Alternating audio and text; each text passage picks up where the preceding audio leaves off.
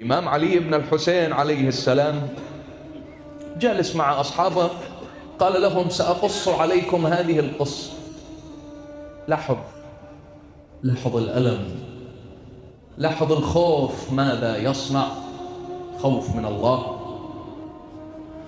قال لهم: هنالك رجل أخذ أسرته وسافر عبر البحر، ركب سفينة وسافر عبر البحر. في ذلك السفر أمواج قوية حطمت السفينة، هلك الناس. ما نجا من تلك السفينة إلا زوجة ذلك الرجل، تعلقت بخشب من خشب السفينة أوصلها إلى بر الأمان. طيب،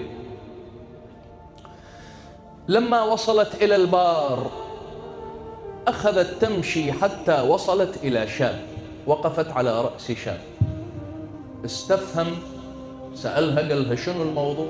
حكت له القصة، أعطاها ماء، أعطاها طعام، طمع بها. هذه المرأة لما نظرت إليه وشافت نواياه غير بريئة صارت حذرة منه. في لحظة قال لها: أنا أريد أن أجلس منك مجلس الرجل من المرأة. قالت له: ما أقدر، وأشرت إلى السماء.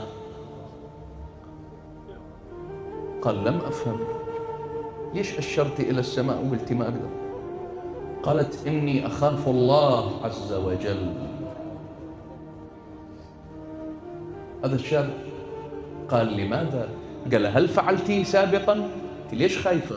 فعلتي هذا الشيء سابقا وصارت إلى نتائج مو زينة وخايفة؟ قالت: علم الله أني لم أفعل أبدا خوفا منه جل وعلا، فهو قد أمر أن لا أفعله. قال: والله إن كنت لم تفعليه وتخافين منه فأنا أولى بذلك الخوف، أن أخاف الله، أنا أولى بهذا الخوف.